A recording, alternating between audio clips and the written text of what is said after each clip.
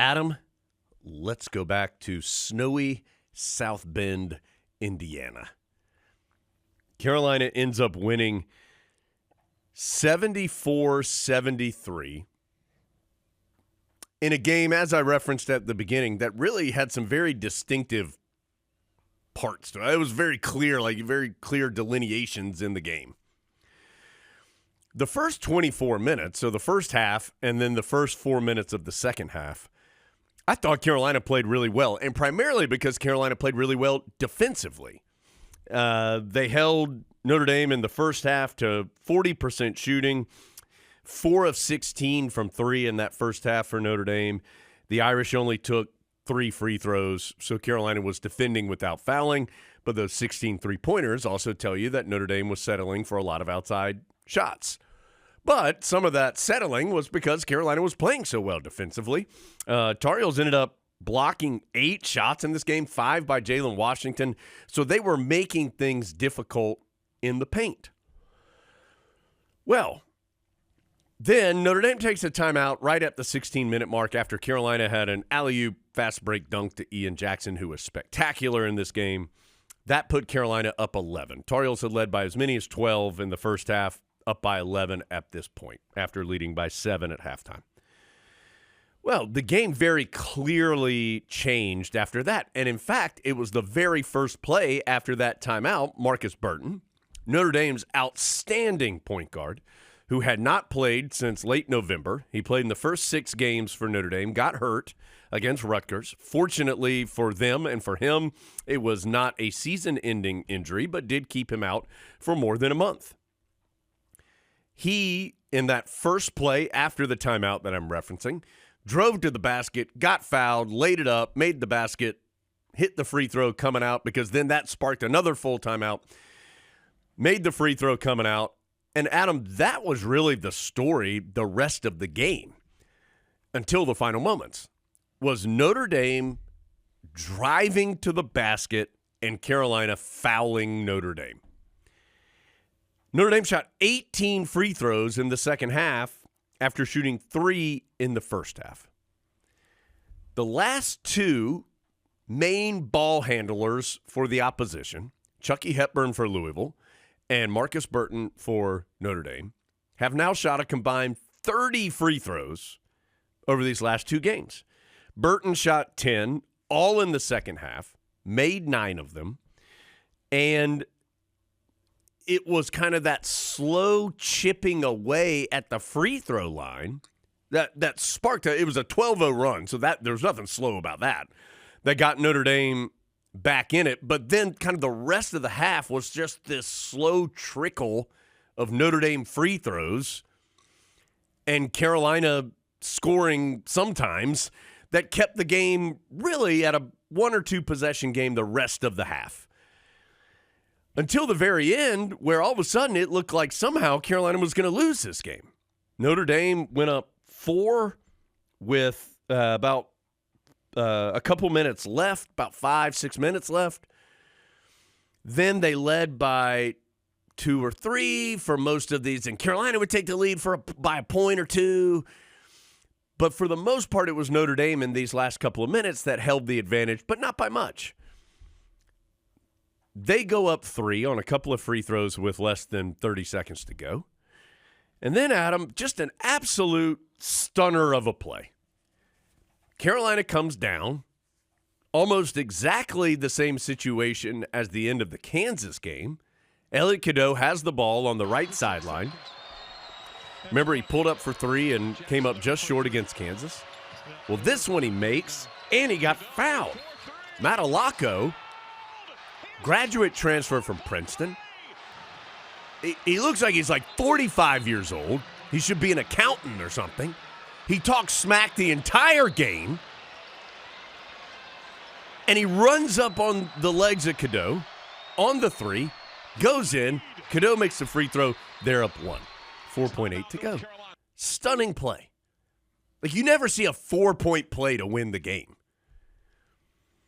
Then, you and I were sitting there.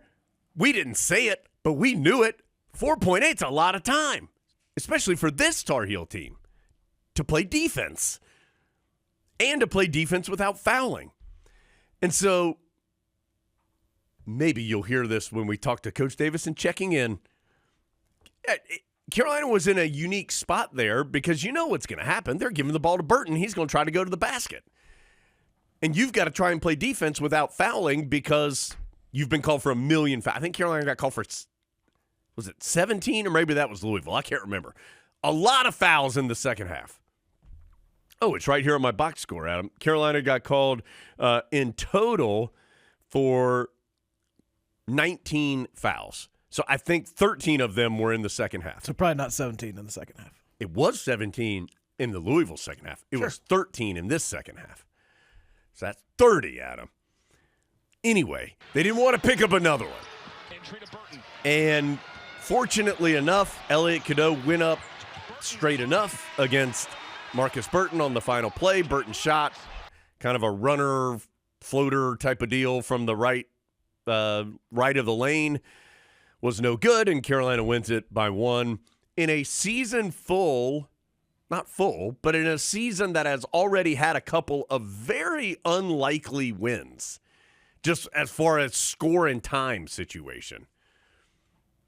The Tar Heels do it again, and plenty to work on, but I think also some positives, all of which we can talk about. But Adam, most importantly, 74-73, Tar Heels got a win they just had to have and live to fight another day. I think part of what makes this year so hard to figure out is there have been a couple of unlikely wins, but also a couple of unlikely losses. Yeah, they've evened each other out, I feel like. So it's hard to know for sure which it is. I do think, and Tyler Zeller said this off the air, that he was glad the Tar Heels weren't seeing Notre Dame in a couple of weeks once they get Burton fully integrated. I mean, Notre Dame has good players. They're a top half of the ACC team. I think so, too. I don't really understand why their record is what it is. And they lost 4 in a row at one point, but Burton was out. Burton got hurt in either the first or the second of that 4-game stretch that they lost. And they were against some good teams. I mean, he's the ACC Rookie of the Year last year, first team all-conference preseason, and deservedly so. He is one of the best 5 or 10 players in the league. I have to say 10 now because there's a million teams in the conference, and I haven't seen everybody yet. But he's really, really good. They have some nice complementary pieces around him. Braden Shrewsbury, Tay Davis. I mean, this is going to turn out to be a very solid win, I think. They don't have a lot of depth, but they've got a strong first 5 and a very angry coach. Yes. So I think this will end up being a good win. I would add in a couple other big plays to what you just mentioned. Carolina down 3 with around 30 seconds left. And from what Elliot Cadeau said after the game on the radio, had a play called for a 3-pointer. He saw that it had opened up under the basket, so he just drove to get the quick 2. Hubert Davis all the time tells his team in practice, be a basketball player. I thought that was an example of Cadeau being a basketball player and taking what was there to extend the game a little more. And then also Jalen Washington, who I really did think was about what you need Jalen Washington to be, forcing a turnover in the final minute. Yeah, that was a big play. That was a big play. And forcing a turnover without fouling. I mean, if he doesn't do that, Carolina probably doesn't win the game. Because that was before Cadeau laid it in, right? Right. So Burton had either gotten switched onto Washington or just drove and Washington was down there. And we can talk about Jalen Washington in a second because I do think he played well. And look, Jalen Washington can foul in that situation. We've seen it. Especially with those whistles. Yes. But Marcus Burton he was pivoting and pumping and moving and just anything he could do to get Jalen Washington off balance, out of position, whatever. And he's a veteran, even though he's just a sophomore, he's a veteran savvy player. He's going to draw that foul. And Jalen Washington just held his ground. He is much larger than Marcus Burton and was going to force him to do something. Burton then lost it off his leg out of bounds. Huge play. I also think, we, for good reason, see this all through the Carolina lens. I think Notre Dame feels like they really made some big mistakes here. A lot's been said about the way Carolina's managed the end of some games. Micah Shrewsbury after the game said he botched not fouling up 3. Notre Dame still had a foul to give somehow. How did you still have a foul to give in that half? I think we know. So Notre Dame didn't foul on the sequence when Cadeau had the 4-point play. They could have fouled, forced Carolina to do something else, but then also fouled to send them to the free throw line. They could have fouled twice. Chose not to do either one. And they give up the one thing in the entire game of basketball that they couldn't, a 4-point play. So he said, and they also ended the game with 2 timeouts in their pocket. So he said he felt like he did not handle that well and that the loss was on him. Perhaps he was too busy yelling at the officials, which he did all the time. Yes. Constantly. He earned some of those whistles by – oh, yeah. I mean, Micah Shrewsbury, the head coach at Notre Dame, a minute after the halftime horn and both teams were in their respective locker rooms other than Micah Shrewsbury, just screaming at the officials for a good 45 to 60 seconds after the first half. And almost every timeout down the stretch. Yes. Would not go in the huddle, and then he stared them down when they left the court. I think he felt like Braden Shrewsbury had been fouled somewhere in that final minute over near their bench. Look, maybe he was. You can't call every single one. They tried. Yeah. I think he felt like this was the first sellout at Notre Dame in over 1,000 days, almost 3 years. Well, you can thank the Tar Heels. Yes. I'm going to guess then, well, we know Carolina didn't go there last year. I don't know when the last time Duke's been there, but what, Adam? 33% of the building was Tar Heels? Yes. I mean, is that fair? A third? Yeah. I mean, there's always a really good Midwestern Carolina presence there, and we enjoyed getting to talk to several of those folks. Yeah. A lot of good Tar Heels there. Yes. But I think he was feeling the pressure a little bit of this is a game we Notre Dame really have to have. I'm going to get on these officials and get every edge I can, and got wrapped up in that a little bit, and then the final minute got away. But the final minute also got away because the Tar Heels made some plays, which they needed to make.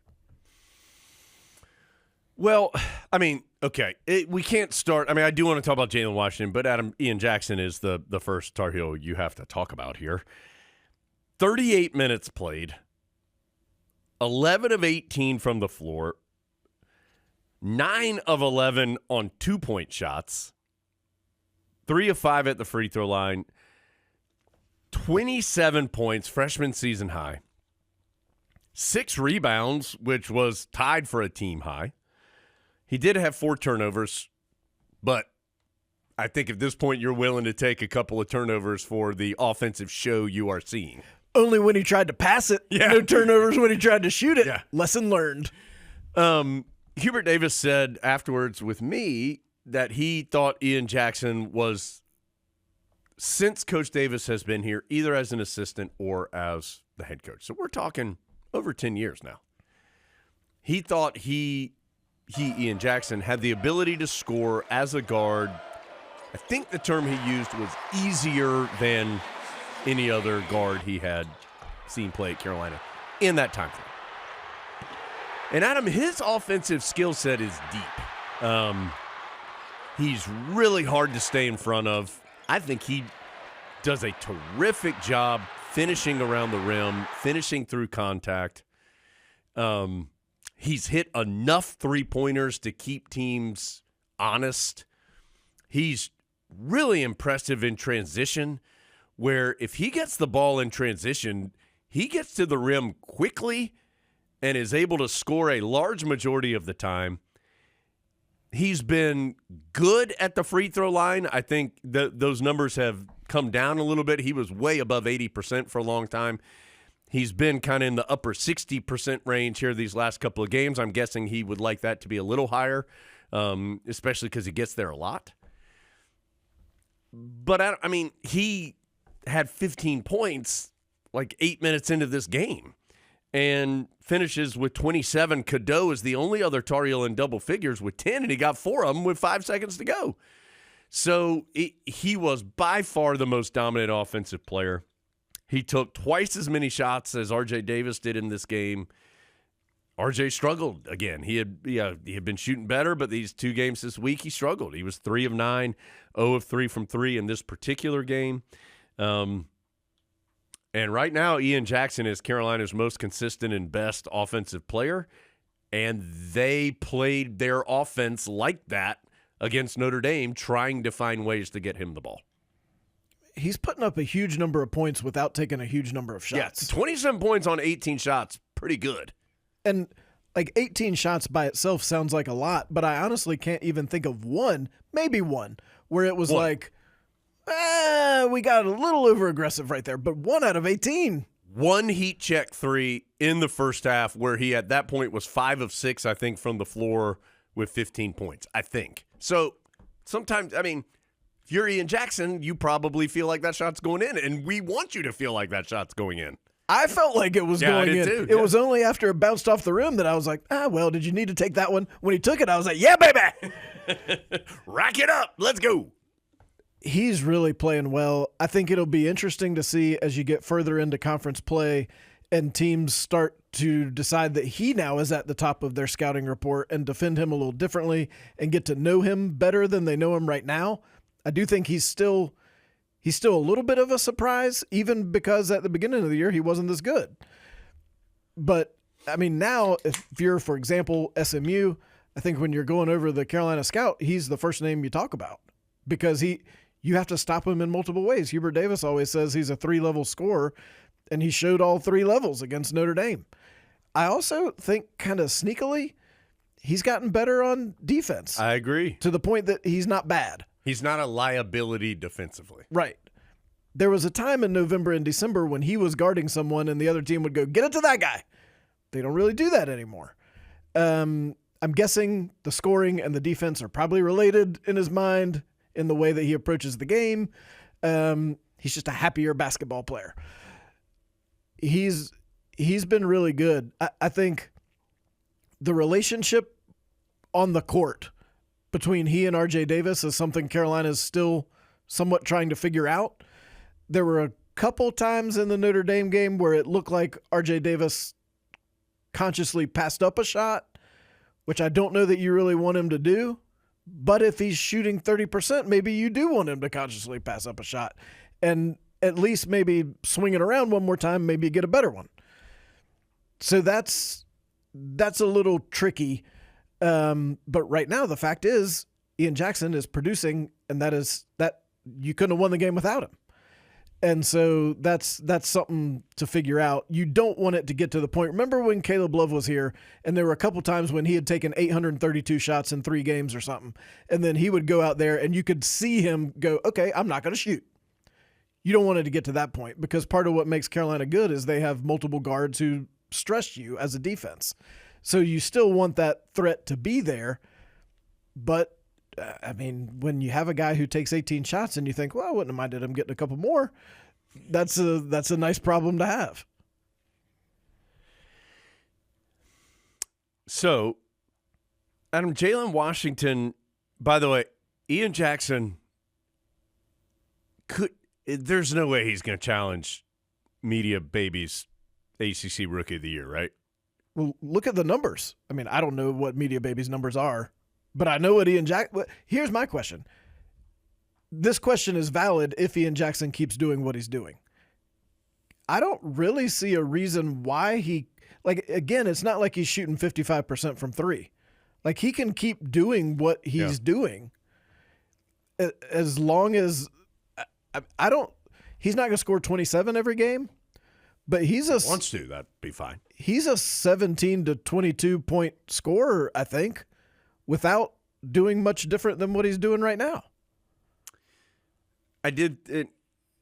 What game was it? After the Campbell game, Adam, I think, when Hubert Davis told us that story of him texting Ian Jackson every night, or they text each other, and Ian Jackson starts it with Coach Davis, and then he responds with Player Jackson, and then they text back and forth about what he can be. Like, it seems like those two have a good relationship, and Ian Jackson is willing to get better, which I think is good. So it'll be interesting to watch as he continues to move forward because he's legit. He's good. And I mean this in a good way. I don't think there's a lot to his life other than getting better at basketball. Like, I'm not saying he's boring or not smart or anything like that. I'm just saying, like, the focus level in a way that is uncommon, I think, for an 18-year-old. Being focused completely on, okay, I scored 27. How could I have scored 31? Most people aren't like that. Most people score 27 and go, I'm the greatest thing ever. Yeah. Jalen Washington, Adam, 8.6 rebounds, 5 blocks. Now, there were 4 turnovers in there. Take away the turnovers, which I know you can't do. But this is closer to, I think, what Carolina wants and needs from that position. Now, a couple of those turnovers were very avoidable and would have resulted in points. Like one time he fell down. One time he got the ball and Notre Dame had to rotate over and had a little, it may have been Burton, a little tiny guy right there.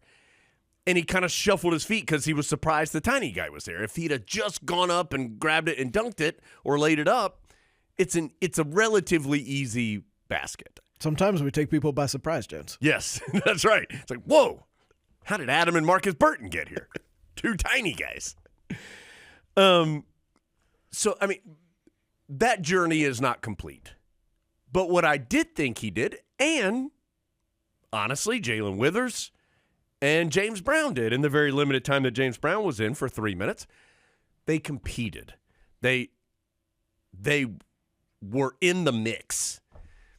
And I think there's times where they haven't been in the mix. And so stay in the mix. And I mean, 5 blocks is a lot, but it was a difference in this game. His rim protection was a difference. And he's going to have a challenge coming up on tonight against SMU because SMU is bigger than Notre Dame. But if you can get something like this from Jalen Washington, I think that would go a long way. That's what you need. I even think, like, if you told Hubert Davis right now, maybe we'll tell him during checking in, Hubert Davis, you can have that exact box score from Jalen Washington in every game, including the turnovers.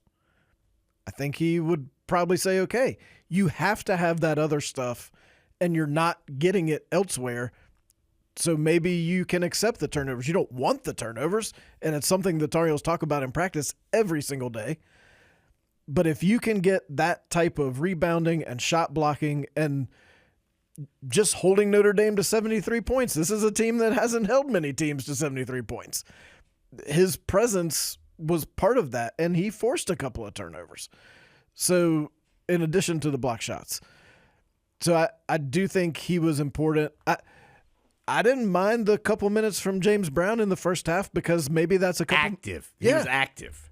And you're saving those couple minutes from Jalen Washington for later in the game.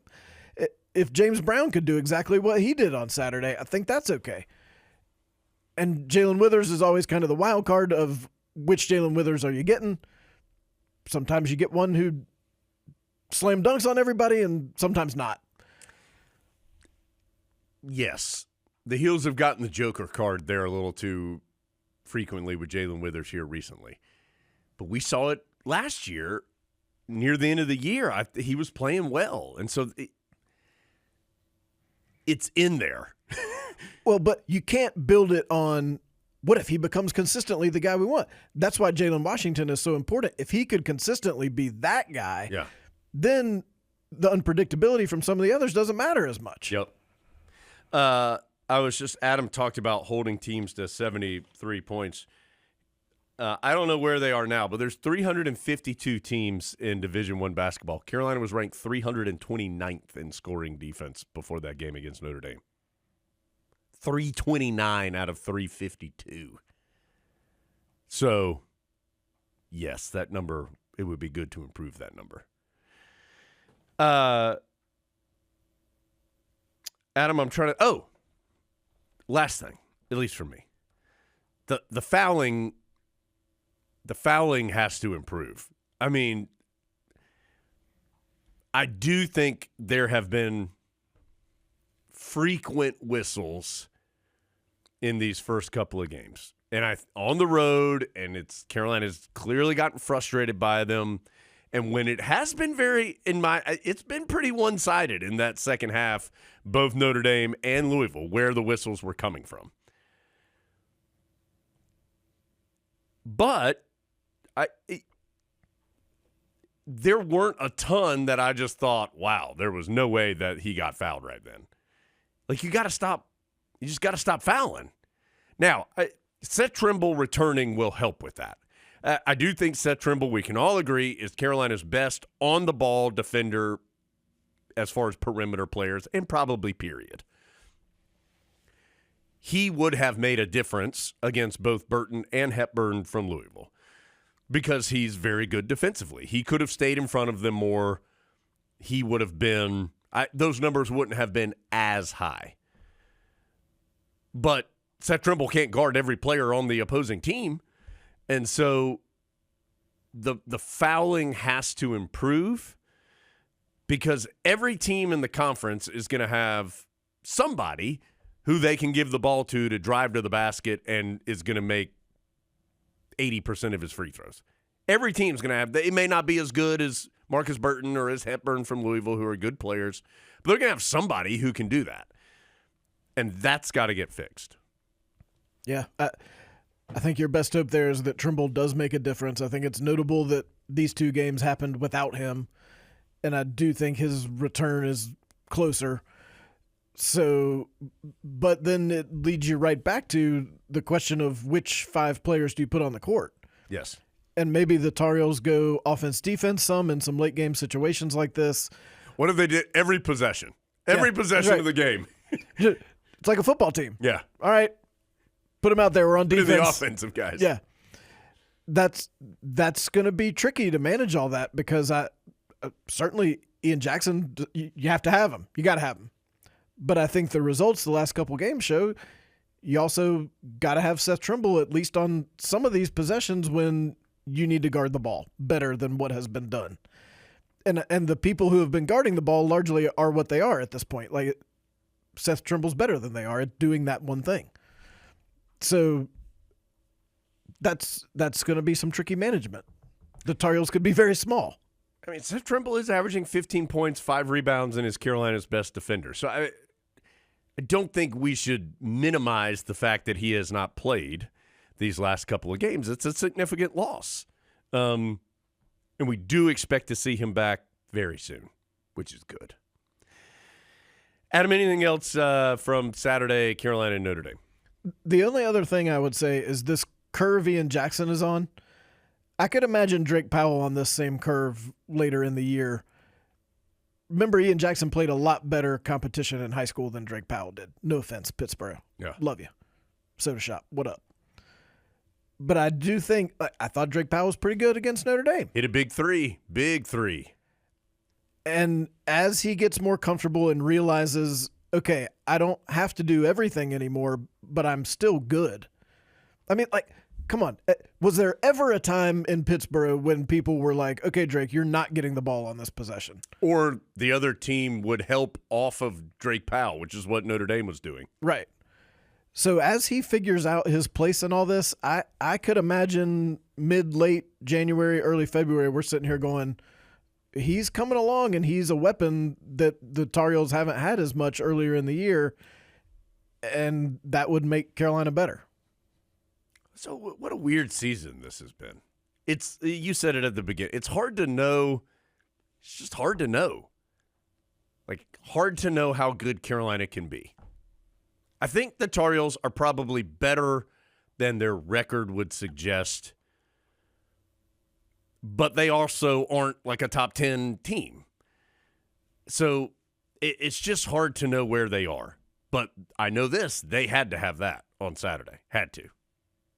And somehow they got it. It on was a 4-point play. Very unlikely. From Eli Cadeau, who had been 3 of 22 from three-point range, hit 3 of his last 22 coming into that game, and he hit 2 of them in the game. In the final 11 minutes, Carolina's only made threes were Withers, Powell, and Cadeau. That if you had told me that on Saturday morning, I would have said that doesn't sound like a formula to win. Yeah. I mean, R.J. Davis had 8 points and didn't make a 3. He did have 7 assists and 1 turnover, though.